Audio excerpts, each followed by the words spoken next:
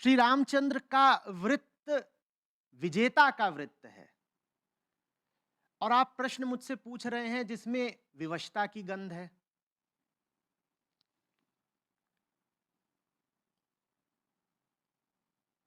विवशताओं का रोना तो वो भी रो सकते थे ना, कि नहीं रो सकते थे? पिता दशरथ ने बुलाया, कहा कि माता कैकेयी को ऐसा ऐसा वचन दिया था, वो इस तरह कह रही हैं। तो वो भी कह सकते थे कि बापूजी, अभी अभी तो मेरी शादी हुई है, सुकुमारी पत्नी है, सीता अभी लाया हूं, मेरी विवशता है, मैं अभी आपके आदेश का पालन नहीं कर सकता। उन्होंने विवशता गिनाई थी?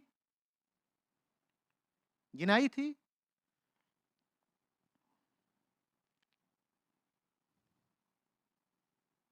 चल दिए चुपचाप जंगल की ओर।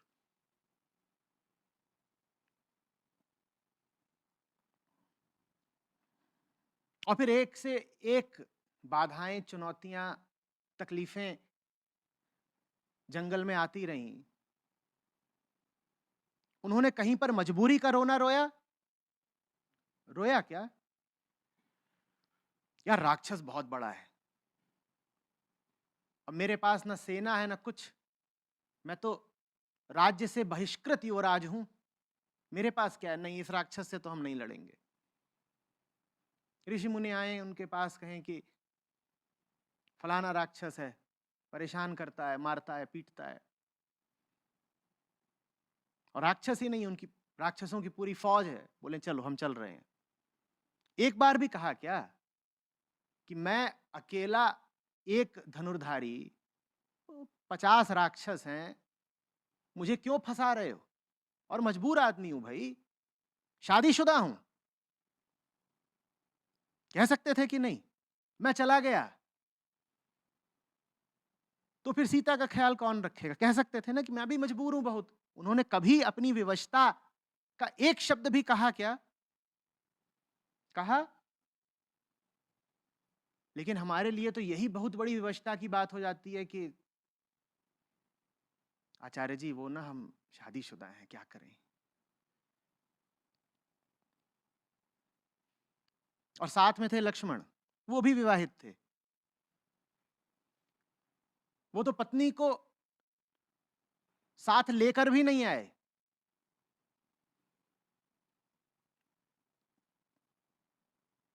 उन्होंने कहा क्या कि भैया, वैसे तो मैं आपसे बहुत प्रेम करता हूं, लेकिन वो महल में बैठी हुई है ना, वो कह रही है कि मुझे छोड़ के चले जाओगे क्या भाई के साथ? भाई तुम्हें ज्यादा प्यारा हो गया मुझसे।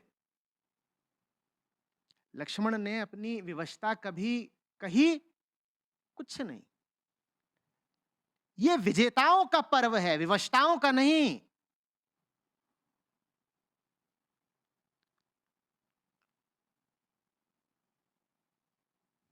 दशानन कितना बड़ा सम्राट था, छोटा मोटा?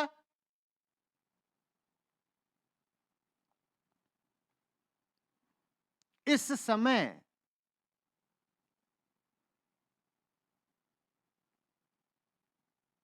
अंतरराष्ट्रीय परिदृश्य में जो ताकत अमेरिका की है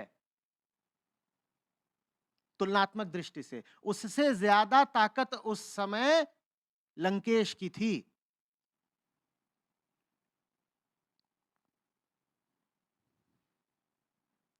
और हर दृष्टि से उसका राज्य दुनिया का सबसे अग्रणी राज्य था। शहरी व्यवस्था, ज्ञान, सेना, सामरिक सामर्थ्य, अर्थव्यवस्था, धनाढ्यता, इस सब में सबसे आगे कौन? लंका, लंकेश की।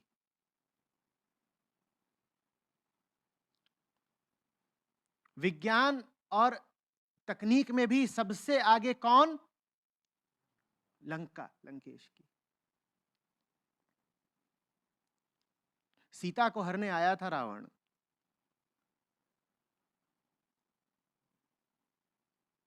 और ये तो पक्का है कि हरने के बाद लंका ही लेकर के गया था वापस। तो समुद्र तो पार करा होगा ना? कैसे पार करा होगा? कुछ तो उसके पास तकनीक थी, विज्ञान था, टेक्नोलॉजी थी। हम्म, ऐसा था रावण। और कहानी बताती है कि पकड़ पकड़ के जितने देवी देवता थे सबको उसने अपने बंदी गृह में डाल दिया था कि तुम कहां के देवता हो, चलो अंदर।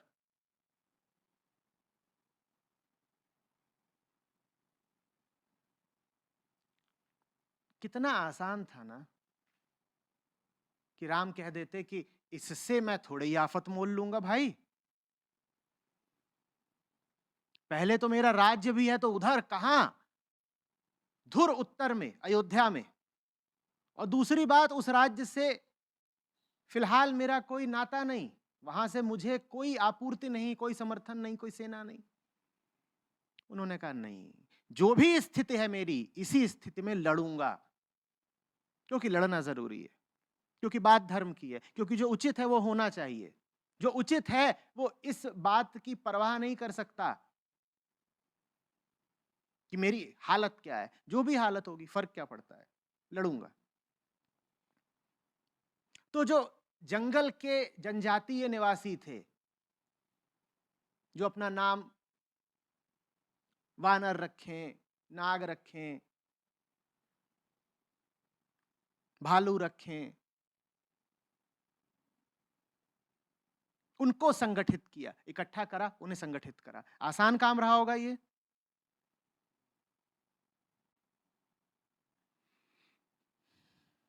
और लड़ाई में सामर्थ्य से और धन से तो बहुत फर्क पड़ता ही है ना। आज आपको अमेरिका से लड़ाई करनी हो तो बात सिर्फ ये नहीं है कि आपके पास लोग कितने हैं, लोग कितने भी होंगे कोई फर्क नहीं पड़ता, वहां एक बटन दबेगा, आपके जितने लोग हैं सब भाप हो जाएंगे। बात यह भी होती है कि आपके पास पैसा और टेक्नोलॉजी कितनी है। और जंगल में न पैसा था, न टेक्नोलॉजी थी, और लंका में सब कुछ था, लेकिन फिर भी भिड़ गए। और बेहोशी में नहीं भिड़ गए, सब जानते बूझते पूरे बोध के साथ। ये है श्री राम का वृत्त। राम तुम्हारा वृत्त स्वयं ही काव्य है, कवि कोई बन जाए सहज संभाव्य है, कवियों ने कहा। अगर ऐसे थे वो, तो उनका उत्सव मनाने के लिए कम से कम थोड़ा बहुत तो हमें उनके जैसा होना चाहिए ना। थोड़ा बहुत तो हमें साल भर प्रमाण देना चाहिए ना कि हां हैं हम योग्य उत्तराधिकारी श्री रामचंद्र के। वो प्रमाण हम साल भर देते हैं। मैं चाहता हूं कि हम दें इस साल, ये जो वर्ष आज शुरू हो रहा है।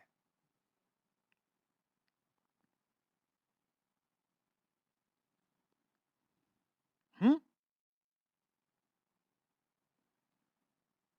और फिर प्रश्नकर्ता पूछ रहे हैं कि रावण ने तो चुन लिया अपनी मुक्ति का मार्ग, श्री राम के हाथों वीरगति प्राप्त करके, हम कैसे चुने? मुझे ये बात थोड़ी सी चकित कर रही है। मुक्ति का मार्ग चुनने की जब बात आती है तो आपको रावण ही क्यों ध्यान में आया भाई? हनुमान क्यों नहीं, और सुग्रीव क्यों नहीं, और जामवंत क्यों नहीं, और अहिल्या क्यों नहीं? आपने ठान ही रखी है क्या कि राम के खिलाफ ही खड़े होना है? तो आप कह रहे हैं कि रावण ने यह मार्ग चुना था, मैं कौन सा मार्ग चुनूं? आप हनुमान का मार्ग क्यों नहीं चुन सकते? या आप कह रहे हैं कि आपको मुक्ति तभी मिलेगी जब कोई राम आकर के आपको साफ कर दे? आपको राम के विरोध में ही खड़े होना है क्या? आप हनुमान बनकर राम की सेवा और समर्थन में नहीं खड़े हो सकते? बोलिए, आज के दिन हनुमान का नाम क्यों नहीं याद आया? विभीषण क्यों नहीं याद आए? भरत क्यों नहीं याद आए? सीता क्यों नहीं याद आई? इन सब का भी तो राम से कुछ नाता था या नहीं था? पर वो हम करना नहीं चाहते। वो बात जरा रूखी सूखी लगती है, उसमें कुछ मसाला नहीं है ना। ये तो कितनी सीधी सीधी बात हो गई ना, कि अच्छा और ऊंचा आदमी मिला और हम उसके पक्ष में खड़े हो गए। इस बात में तो कोई मसाला ही नहीं है। मसाला तो तब है जब हम गाएं नायक नहीं खलनायक हूं मैं, तब लगता है कि ये उतरा कोई एंटी हीरो। रावण बनने में क्या बात है, पिक्चरें भी बनती हैं तो उनमें रावण के चरित्र को बड़ा महिमा मंडित किया जाता है। इधर देखा है पिछले 5-10 साल में रावण, राम पर तो कम ही होता है। राम तो बड़े मर्यादा पुरुषोत्तम टाइप, सीधे साधे उबाऊ लगते हैं ना हमको। ये तो बोरिंग है, कुछ ऐसा कर ही नहीं रहे कि जरा उत्तेजना बढ़े, कुछ मिर्ची मसाला तो है ही नहीं इनमें। तो प्रश्न भी पूछा तो यही पूछा कि रावण तो भिड़ गया, मर गया, हम क्या करें? अरे भैया, रावण अगर आप हो ही जाएं तो फिर तो बहुत समस्या बचेगी ही नहीं। रावण महाज्ञानी था, रावण से बड़ा पंडित उस समय दूसरा नहीं था। वो स्वयं जानता था उसे क्या करना है।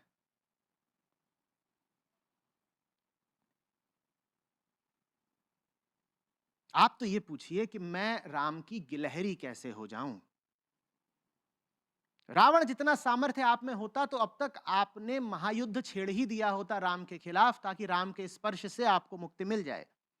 राम की गिलहरी जानते हैं ना, बहुत बार उसकी चर्चा करता हूं। उसके बहुत ताकत नहीं थी, पर उसने ये नहीं कहा मैं क्या कर सकती हूं, मैं तो एक बेबस छोटी सी गिलहरी हूं। उसने कहा मैं जितना कर सकती हूं करूंगी। तो जब पुल बन रहा था तो वो जाए और थोड़े बहुत बालू के कण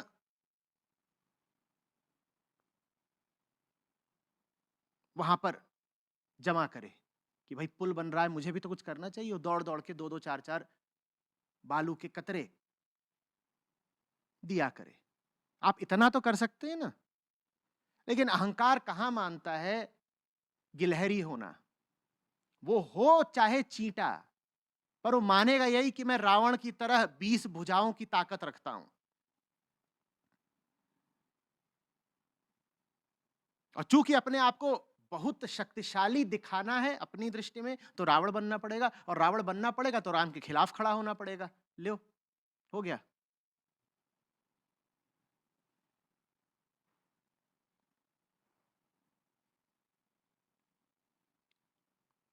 और यह तर्क भी पूरी तरह से सम्यक नहीं है। शक्ति तो हनुमान में भी थी भाई, लेकिन हनुमान बनना भी हमें सुहाता कहां है। जिस भी मंदिर में जाओ वहां राम सीता लखन खड़े होते हैं, हनुमान नीचे बैठे होते हैं। ये बात हमें कुछ पसंद नहीं है। हमें नहीं अच्छा लगता हम किसी के भी सामने ऐसे झुक जाएं और चरणों पर बैठ जाएं, हमें एकदम ठीक नहीं लगता। तो हनुमान नहीं बनेंगे। हमारे अहंकार को तो तभी तृप्ति मिलती है जब राम के सामने प्रतिद्वंदी की तरह खड़े हो जाएं। राम तेरी छाती भेद दूंगा बाण मार के। ये बड़ी विरोधाभास से भरी हुई बात है। एक और तो बेबसी का रोना रोना है और दूसरी ओर राम के खिलाफ खड़े होना है। आप अगर बेबस हैं तो उनके खिलाफ कैसे खड़े हो गए भाई? ये विरोधाभास, ये कॉन्ट्रडिक्शन दिखाई दे रहा है। जो बेबस होगा वो झुकेगा, समर्पित होगा, या जहां से सहायता आ रही होगी उसी जगह का विरोध करेगा। पर हमारा जीवन गणित ही कुछ उल्टा पुल्टा है।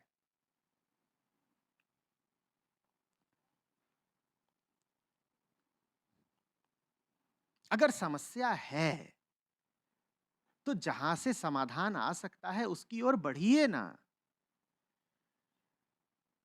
ये क्या तरीका है कि एक तो समस्या है और फिर जहां से समाधान आ सकता है उसी से मुंह चुराएंगे, उसी का विरोध करेंगे।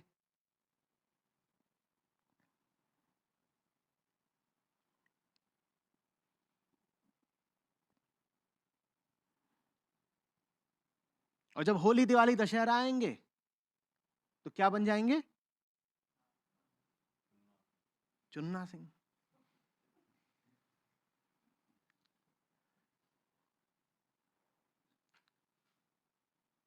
वो वहां जंगल में पड़े थे,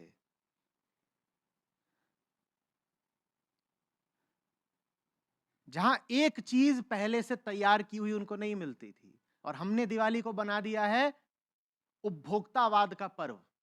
बाजारें बाजारें बाजारें। श्री रामचंद्र 14 साल तक शॉपिंग कर रहे थे क्या?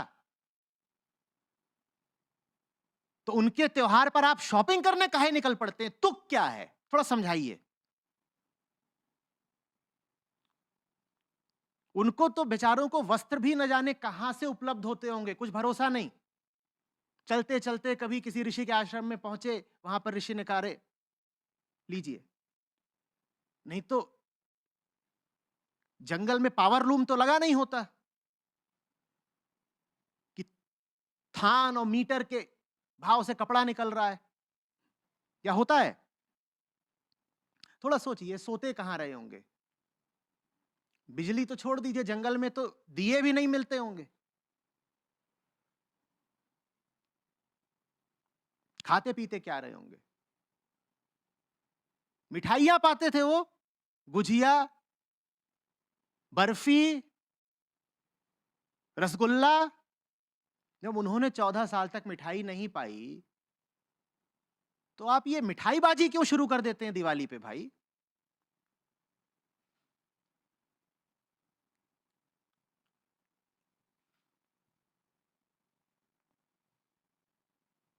कभी ख्याल ही नहीं किया ना।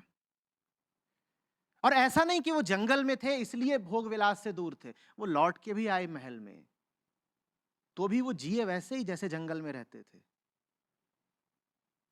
वो राजा भी हो गए तो भी उन्होंने ये नहीं करा था कि लाओ रसमलाई। जंगल में थे तो फिर भी सीता साथ थी, राज्य मिला तो सीता भी छूट गई। ऐसे थे राम, और ऐसी थी सीता। एक बार को भी उन्होंने ये नहीं कहा कि जब तो जंगल में मारे मारे फिर रहे थे तो मुझे पकड़ रखा था, और अब जब राजमहल का सुख भोगने का समय आया है तो मुझे निष्कासित किए देते हो। एक बार भी नहीं कहा सीता ने। ठीक, इसको आप आज के समय में स्त्री शोषण कह लें या कुछ भी कह लें, लेकिन ऐसा होने के लिए भी बड़ा जीवट चाहिए, बड़ी खुददारी चाहिए। श्रद्धा और आत्मसम्मान से भरपूर स्त्री रही होंगी सीता, बड़ी स्वाभिमानी और अपने आप में बड़ा सामर्थ्य रखने वाली। नहीं तो बिल्कुल कर सकती थी पति से झगड़ा कि मैं नहीं जा रही कहीं बाहर। क्या एक धोबी नहीं तो बोल दिया है, मैं नहीं जा रही, और ज्यादा करोगे अगर तो कोर्ट कचहरी करूंगी। और गर्भ से थी, कोई आपत्ति नहीं करी, बोली ठीक, मुझे राम बचाएगा, मुझे राम बचाएगा। कौन सा राम? वो जो निर्गुण है, निराकार है। आप तो अभी अवतार भर हैं, आप जो मेरे सामने खड़े हैं पति बनकर, आप तो अभी अवतार भर हैं। मुझे परम ब्रह्म राम बचाएगा। वही सबको बचाता है, वही आपको भी तो बचाता है।